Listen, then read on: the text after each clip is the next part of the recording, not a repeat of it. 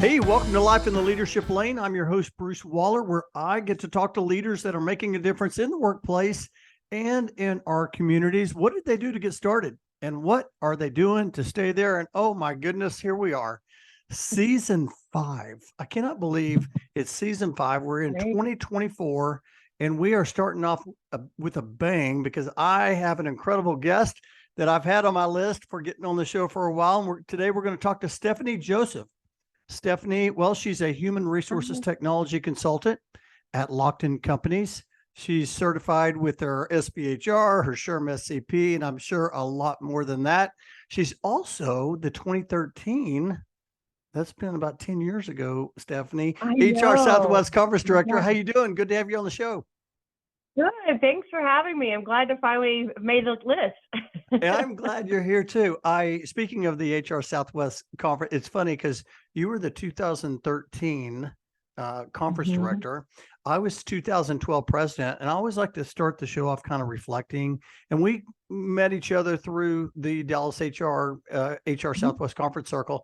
But I remember a time, and you and I have laughs about this, but do you remember the time, Atlanta, Georgia, we were at the SHRM conference, and I remember you and I were walking through the vendor exhibit, and all of a sudden, out of the loudspeakers, they call your name. And it was like, it feels like there were 20,000 people in the exhibit hall and they all like parted the sea and you ran down because you were called to win the big prize. Do you remember that? Yeah. Oh yeah, absolutely. It was just like that. And it felt like it was a mile long. I don't know. It was just the exhibit hall, but yeah. And everyone's like high-fiving me like I had really done something great. And I just had lucky of the draw and won some cash, but it was so funny. It's one of those milestone markers, right? Like it'll stick with me, and it's a fun event. It was a fun time. Oh my gosh. Yes. I still remember that. And by the way, those exhibit halls are big. So it could have been close to a mile. Hey, and then of course, you and I just attended the HR Southwest Conference in Fort Worth for 2023. I believe that was in September. What'd you think about that conference? Oh, it's always great. And like you said, while I was there, I realized it's been 10 years since I was the director. And I've been my 20th year of attending the conference. And so I've never missed it. Even like right after having my kids, or even when I was out of the workplace for a while, I still found a way, even if it was just for a day or a few hours. It's an amazing event year after year, and it continues to grow and evolve, and so glad to be a part of it. Yeah, it's funny how time just flies. I know I chuckled there because I'll tell people, yeah, I was a Dallas HR president, but that's 2012. And it's like forever ago, it feels like, but not only learned so much and grew in our leadership through those roles, but we connected with people. I was actually just pulling up this picture. And for those who cannot see or not watching the video, it's a picture of myself and Kim and Letty and Laura, and we were all talking about the podcast and how it's time you get on the podcast. So I'm so glad you're on the show. That was a lot they of fun. Called you out. They called me out. So here you are. Hey, let's get into this. I would love for you work for the Lockton Companies. I would love for you to share just a brief highlight for those who don't know, who are the Lockton Companies and how do you serve your customers? Yeah, so Lockton Grand Scope is the world's largest privately held insurance brokerage. So everything from property and casualty insurance to what most in this world are familiar with, your health and your welfare insurance.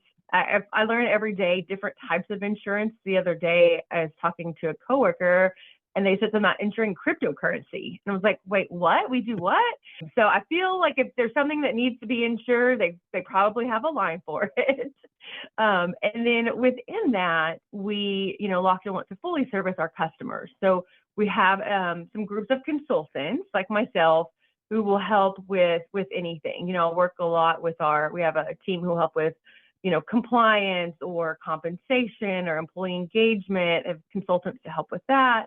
And then my team very specifically is on the HR technology piece. I always say we have 3 kind of main points. So you can either help you optimize what you currently have, or go to market to find a new system, or help kind of project manage and oversee implementation, right? Because I've been doing this for many years, and kind of help, I would say, translate between the tech companies and the client. So when they ask for this, what does that probably mean in your day-to-day world? Or different systems use different terminology, and so just kind of helping to provide that expertise and streamline to make implementations a little bit less painful.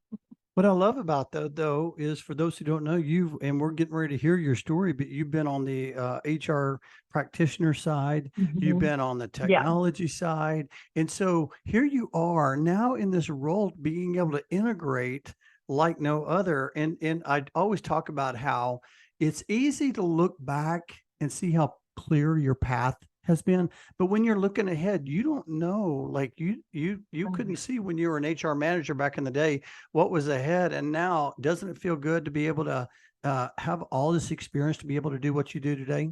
Yeah, absolutely. Yeah, I kind of even, I think, resisted technology early on. I didn't want to be labeled a technology person just because I was young and they just dumped that stuff on me. But at some point I embraced it and realized I liked it. It has definitely helped in my role. When I can say I spent 10 plus years as an HR manager, I've been in your shoes, I've seen your side of it. So that now as I've transitioned over to the vendor side, I can kind of see both perspectives a little bit better, and it's absolutely helps.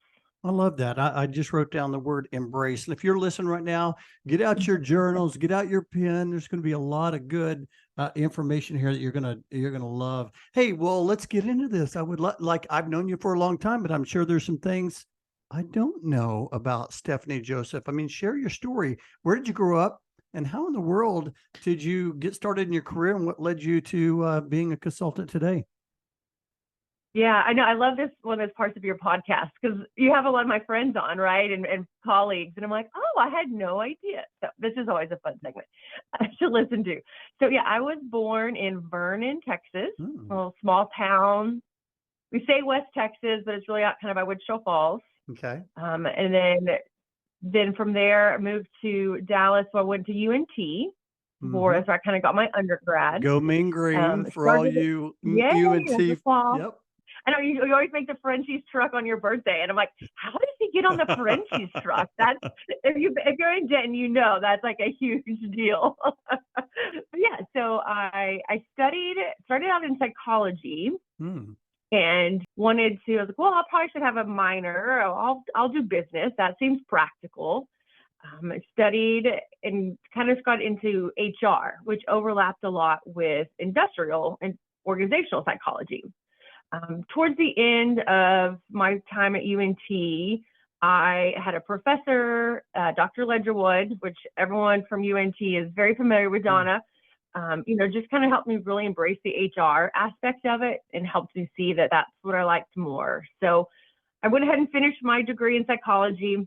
Didn't want to change at that point. Went on to get my master's, and I've got an MBA focused in HR. And just to kind of help, round out that HR experience. Did that at the University of Dallas. And while I did my master's, I also worked for the city of Frisco. So that was my first job. So they were wonderful. They had a really good internship program, and just kind of really embraced a young professional and helping us get some good experience. Moved up from there over the next 10-ish years, like we said, in different HR roles, moving up to be an HR manager.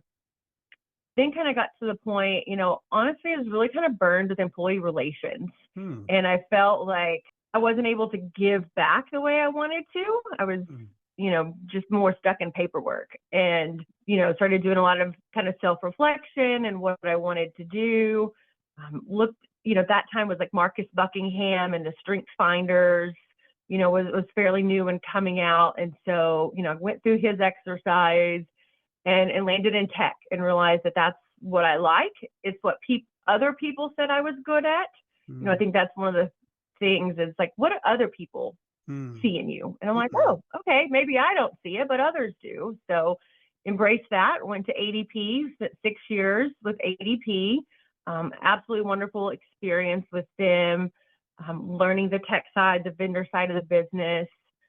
moved on to go to a global payroll company just because I always wanted to work in the global aspect of my career in the HR world. So did a global career for a while, then didn't mean to take a long break.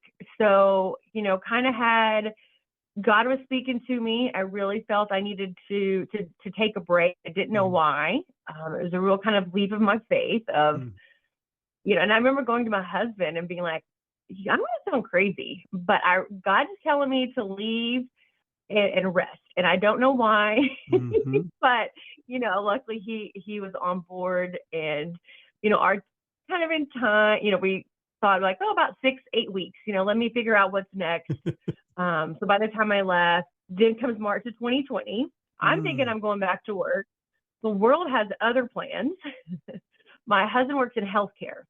So he's a consultant for an infectious disease company as well as some other groups. So his world flipped upside down. He's working around the clock. So ended up that turned into about a 2-year break. Wow. In my career. It was very scary. I never thought I'd be a stay-at-home mom. I thought it would be the death of my career. And then, after some time, I was thinking, I used your Find Your Lane. I got my book here. Oh, I love that. Blurry, but and again, I started thinking, like, what do I want to do when I go back? Do I want to go traditional HR?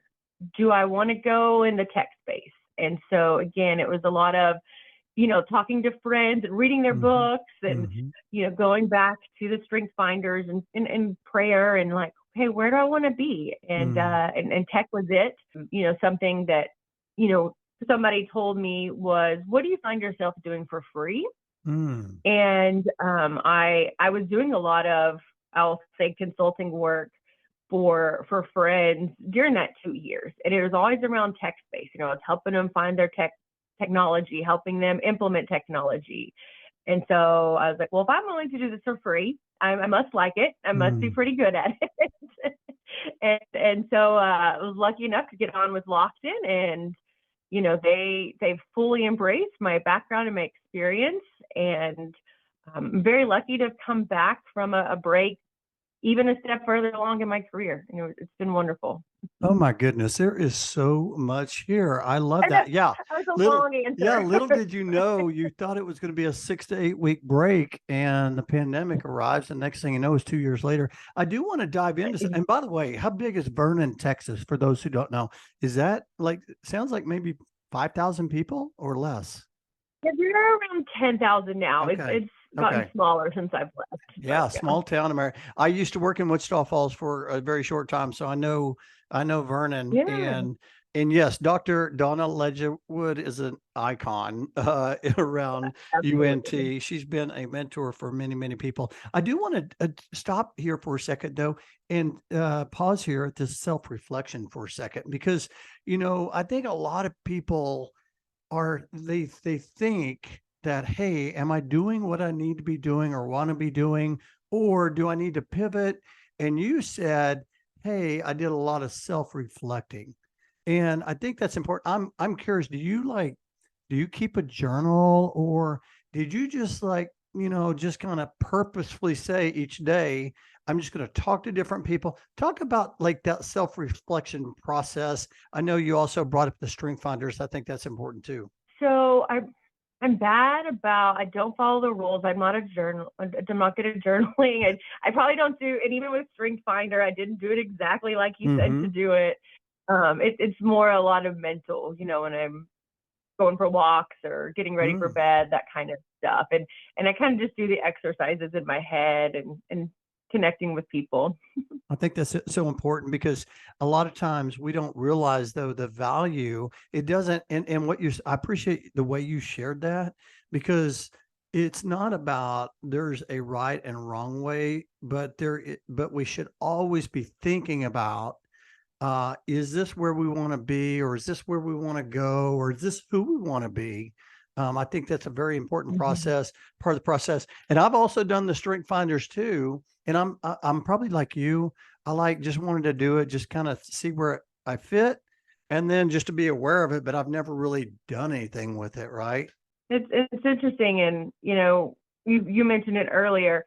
I never in a million years thought this is where I was headed with my career. Complete, I mean, I very early on found HR, and that was what I wanted to do in that space, but never this side of it. And the feedback from others has really kind of helped also drive and be open to listening to that.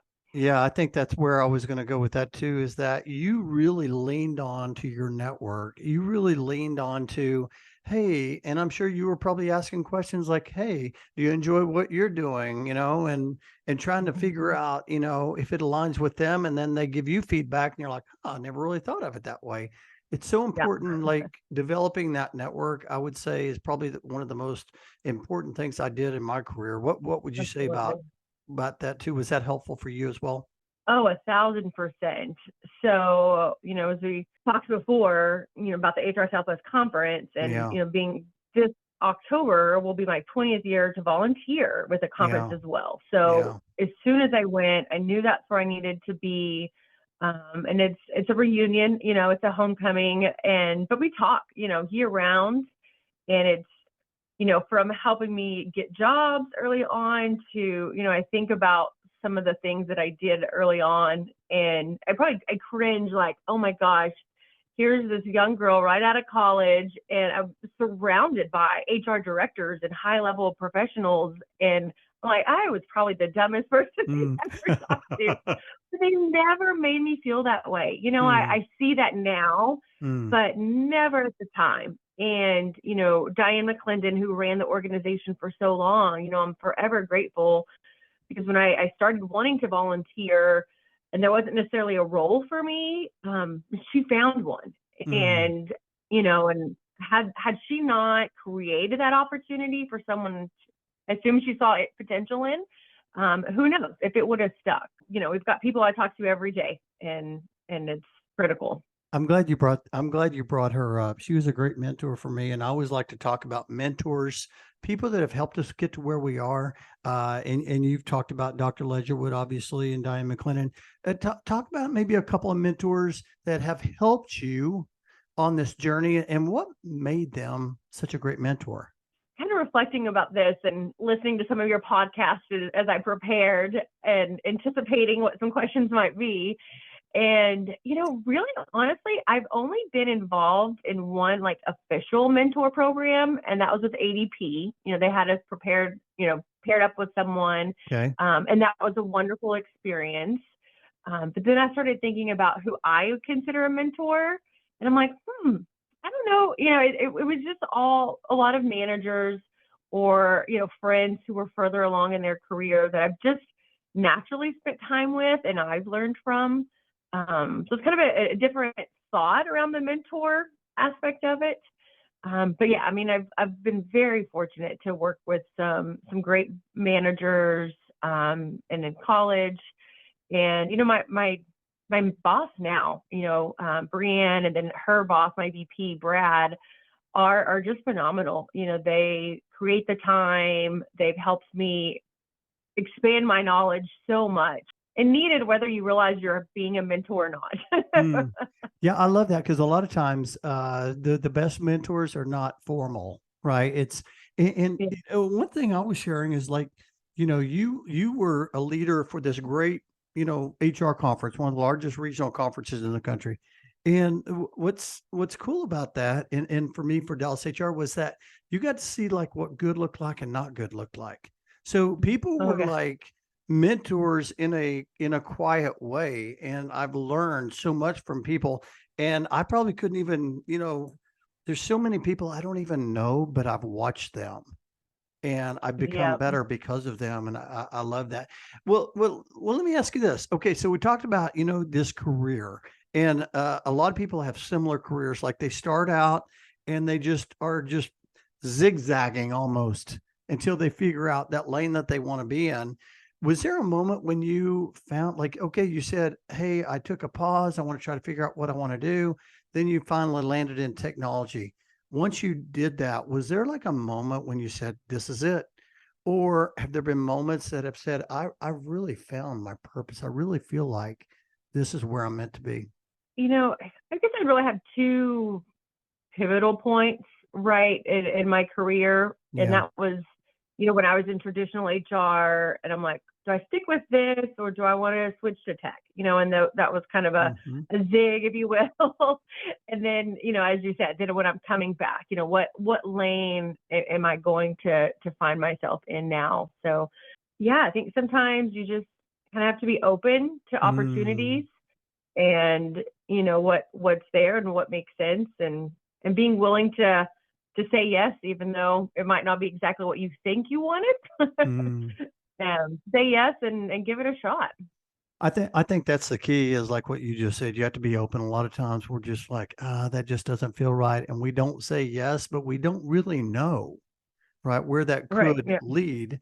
And so we just have to like be open to listening and really understanding kind of that, where that's going. Well, let's talk leadership here. You talked a little bit about your consultant role. I would love for like just the people listening, if they said, hey, I've never really thought about like a global technology consultant. Like, what's your, like, what do you do every day, and how do you help others? One of the big things, and kind of how I ended up here specifically, is, again, having spent 6-ish years implementing technology with ADP, I saw a lot of the gaps, right? Where people either they're paying for technology, and not just ADP specific, this is every vendor. Okay. They're paying for something and they're not fully utilizing it. Or, a lot of times it's just easier to fix it, than going out to market. So, it kind of drove from that, and that desire within me to help people. And it's like, hey, let's do a better job with what we're already doing. And that's kind of how I ended up here, and it's been great. Yeah, I think about, I'm finishing, I don't know if I mentioned this, but I'm about to finish another book that's coming out very soon. Yes, And awesome. yeah, and it's really around having moving your career from success to significance. And you personally have had great success. And I always talk about, success is when you're able to help yourself get to where you need to go. And then significance is really where you move beyond that and you're really helping others.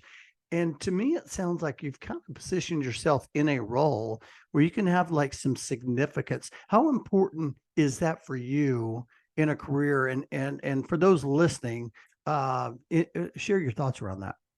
Yeah, kind of like you said, I think, that is moving from, success feels very like either personal or one entity oriented, to significance. And that's helping the greater audience or the greater good. And I mean, I still got plenty of time left to work, but I do feel, kind of at that point in my career of, okay, how am I going to, make a lasting impact and be significant? And, some of that is, with my clients, again, just hopefully making their lives easier, making their jobs easier. What I do isn't life changing. I'm not saving the world any particular day, but, I've always taken it very important that a lot of what I do is people's payroll, right? And so, I'm not a nurse or a doctor or firefighter or anything like that, but, in some simple terms, my job is to make sure people get paid. And, if people don't get paid, they don't get all the things that they need. And so, it's keeping them like, no, yeah, it's, kind of making that, what's significant and how to look at the bigger picture and take that into account.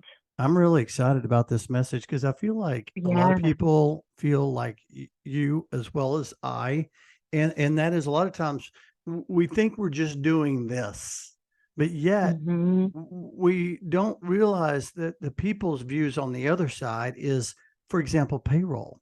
Like if I didn't get a check, I couldn't make my house payment and I couldn't, Exactly. I would have all kinds of problems. So they are like really providing, like, I mean, they're in this role of really this significant role, and they don't realize, a lot of people just say, oh, we're just here to cut a check, but it's really more than that. Let me ask you this. I mean, you've been in technology, you landed in technology, it's continuing to change. Is this going to continue? And I'm just curious, just from your perspective, it feels like to me, so in relocation, a lot of relocation companies now have this technology to where companies just can go in kind of like Amazon, pick their moving services and go. But I still feel like people need or want to talk to people. Yep. What are Yep. your thoughts on that?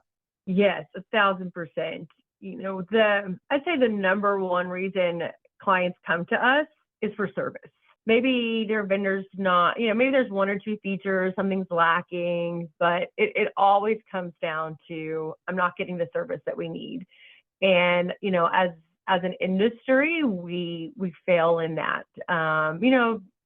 All vendors have their good days, but as a whole, that's definitely somewhere I think that industry could really concentrate on. And everybody's talking about AI and chat and bots and all that is great.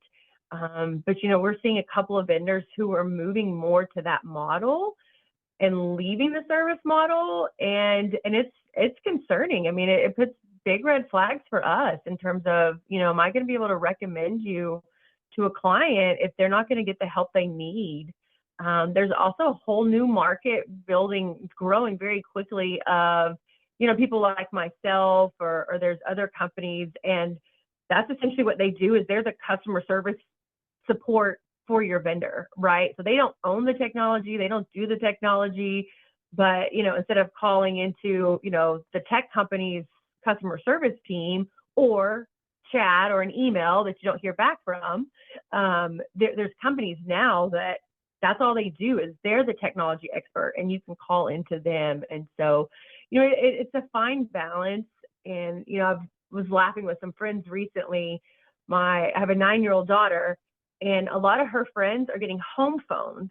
We all think this next generation is Okay, nothing did but you technology. say a home phone? Yes, they're getting home phones. I love that. And, it's that, a few years ago, flip phones came back and people started going back to that. And now they're all getting home phones because we don't want them with cell phones. We don't want them with social media and technology. And that's enough for them. And so, I think we all have the tendency to, we have to embrace this whole new thing and, maybe not totally leave all the old stuff behind too. Such a great point. I will tell you, I even see in RFPs, everybody wants to know, do you have apps and do you have all these things? But yet when they finally implement, they want to talk to somebody. I'm like, well, I thought you wanted an app. It's almost like they just want to know that you have it. But I think service will always be king.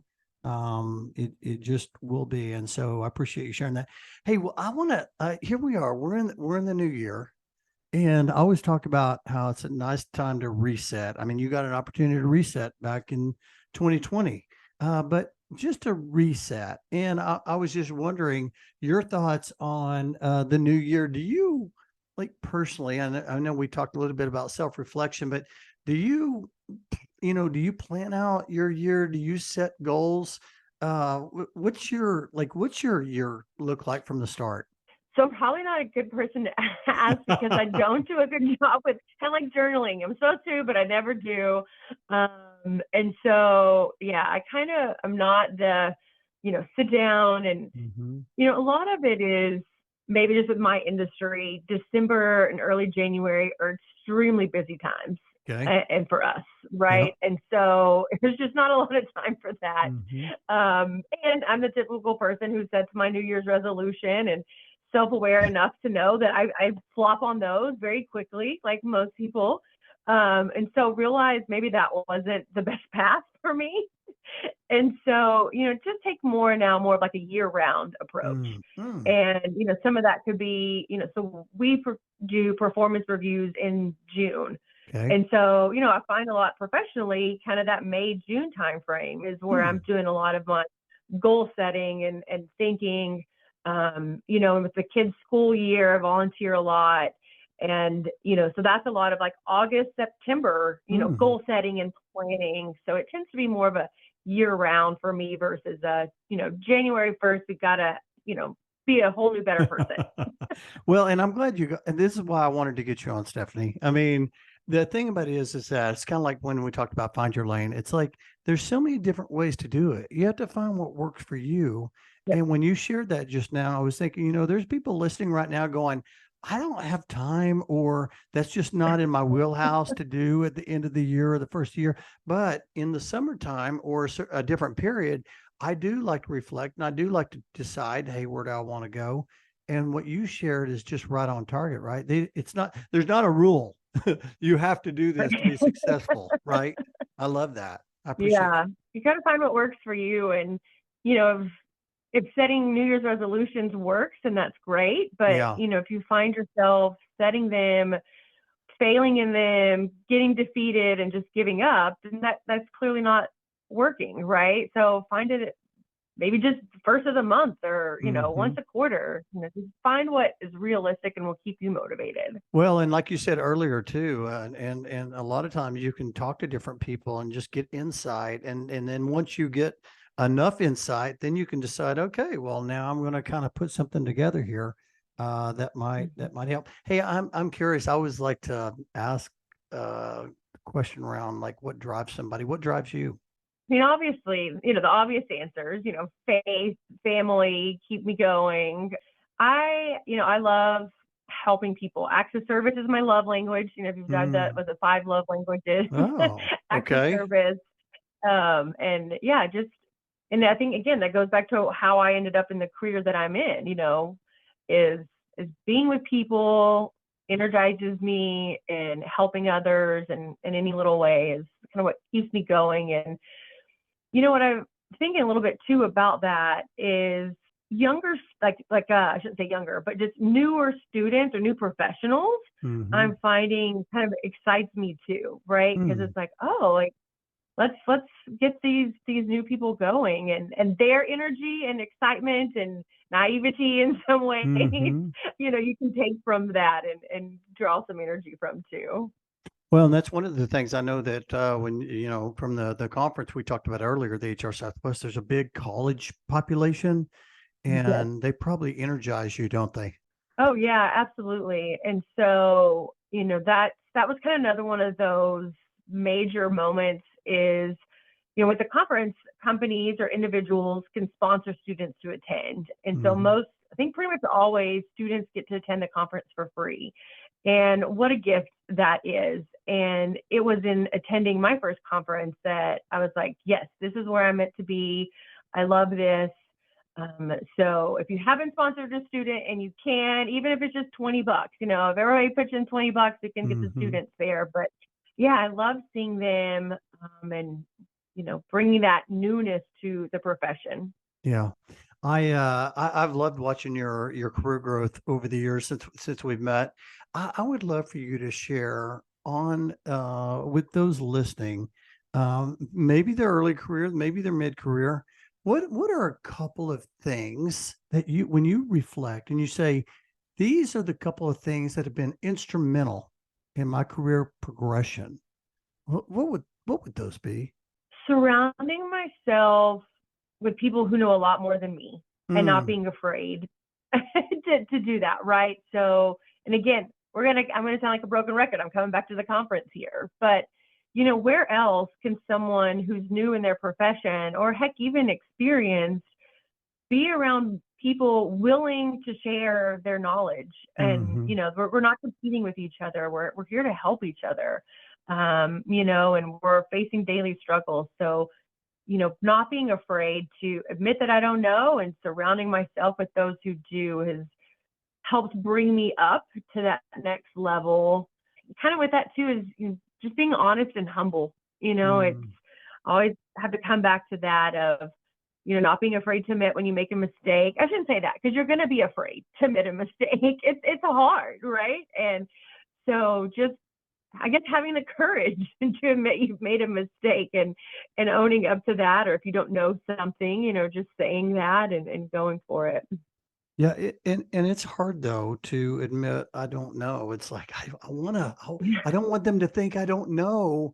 Right. But you said something from the very start of the podcast, though, and you were talking about embrace, and I keep thinking about how you have embraced, the courage to go and surround yourself with good people and embrace technology and embrace all these different things, and that's probably one of the things that helped you more than anything how, like, Mhm. I don't know. I mean, for someone listening right now, they're like, I want to be able to, have the courage to do this. How did you do it? Like, were you, I don't know, did somebody help you get that confidence? How did you get the confidence to just ask or to just do some of the things that you did?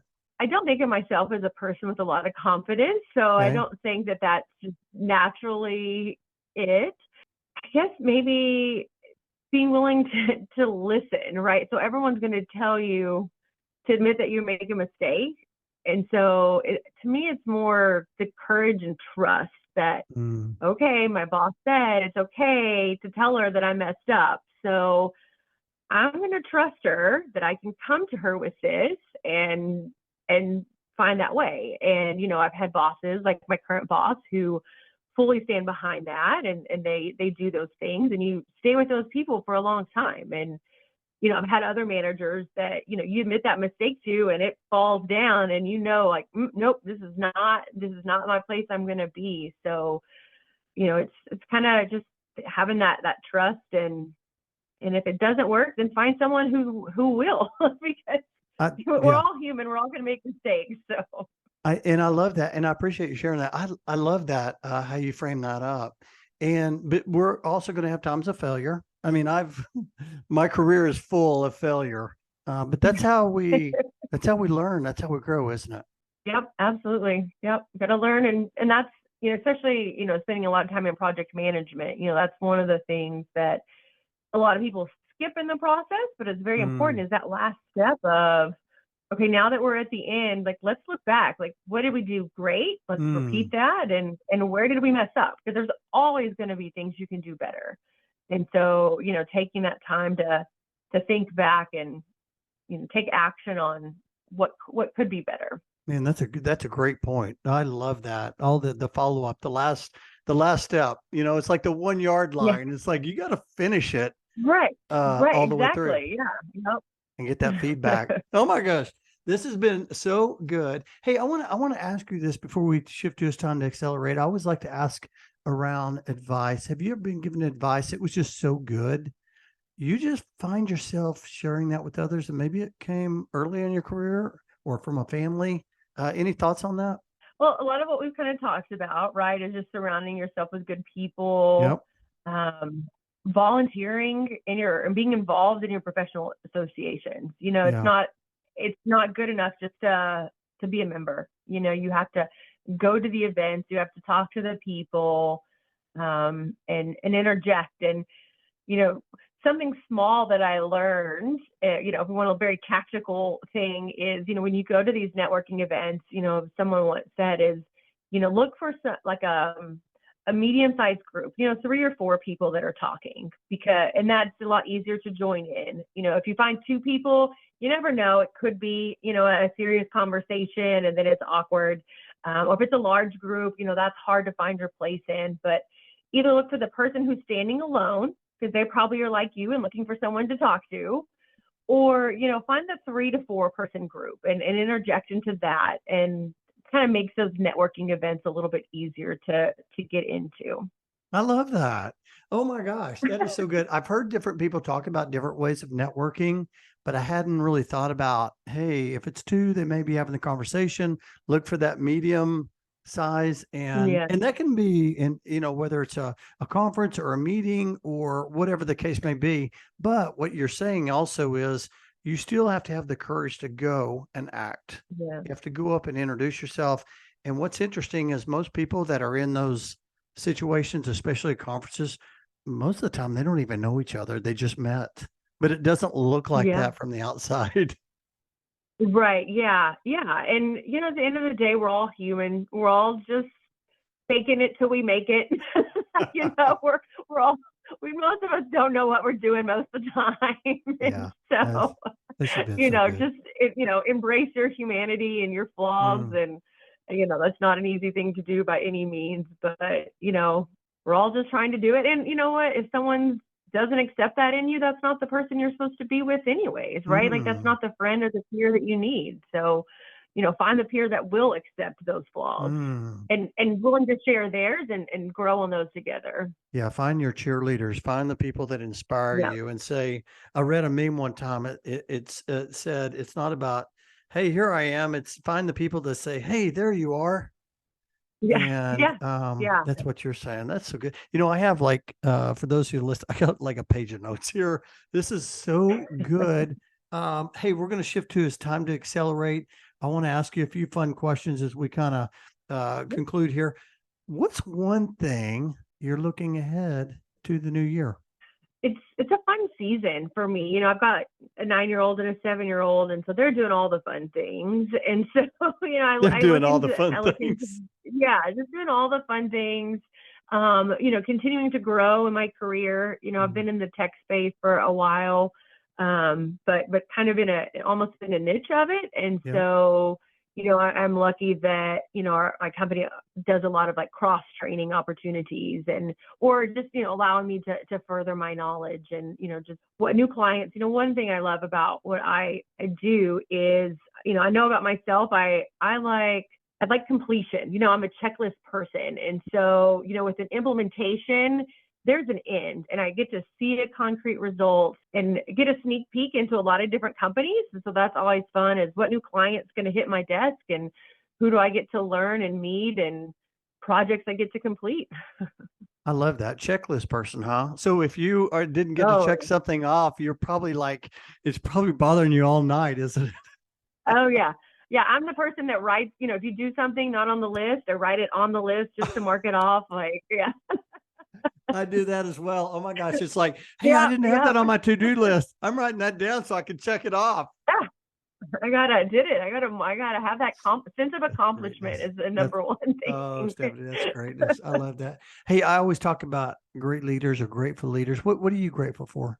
Grateful for my life. I'm very blessed, and I talk about the 2 years I got to take time off, and obviously not everybody can do that. And that was a very fortunate thing that was meant for me and that family in that season. So I'm grateful for that. I'm grateful for new friends that I've been making in my neighborhood, my network, again, a lot of you guys have known for 10, 20 years and chat on a regular basis. And so, always grateful for that and grateful to work for a great company. Lockton's taken an interesting approach that I work remote. I'm very grateful to work remote. I've worked remote for probably about 10 years. And so, they create an environment though where you want to come to the office instead of trying to say, hey, here's the policy of it has to be X number of days. And so, kind of looking forward to how does that look and that continue to evolve for people and in the technology space and in the HR world in general.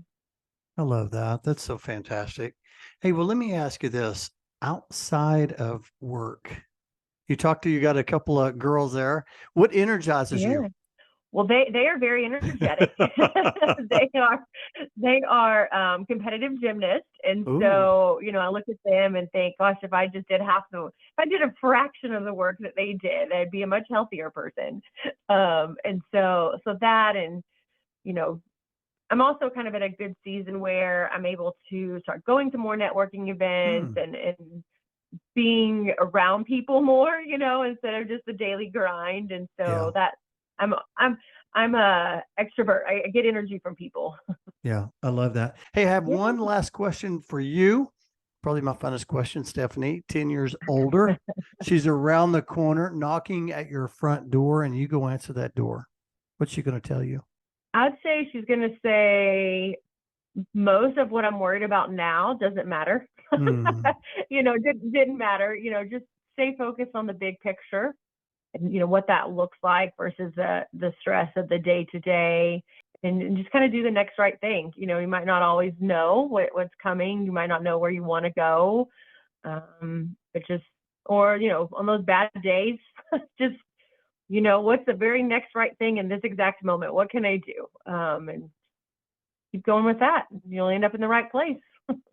I love that. Focus on what matters. Stephanie, Joseph, you're an inspiration, and I appreciate you coming on and just sharing your wisdom and your perspective. I've learned a lot today. As a matter of fact, I'm going to try to I just circled embrace. I'm going to try to embrace more I like things as that. well. So I like that a lot. So sounds like a name of a book. But this has been so good. Hey, if somebody wanted to connect with you, they heard you share something and they're like, hey, I want to dive more into that, or I just want to be connected. Is there a way that listeners could connect? I'm LinkedIn. Okay. I'm not good about posting. Maybe that's one of my goals I can put for 2024. But yeah, I mean, I receive the messages. I Okay. do try to only connect with people I really know. So definitely, please reach out and, let me know you heard me on Bruce's podcast. And so that I know that there's a personal connection there and we can build Perfect. that further. Perfect. I'll put your link in the show notes. And yes, please let Stephanie know why you're connecting. You heard her on the show. Maybe there's something that she shared that has impacted you. She would love to hear it. So, hey, I appreciate you coming on the show. This has been so much fun. I'm glad to finally get you on the show. And I can't wait to watch your journey ahead. And I can't wait to share this conversation. So thanks for coming on the show. Thanks, Bruce. It's been fun and Happy New Year. Yeah. Happy New Year. All right. I'll talk to you later. All right. Bye.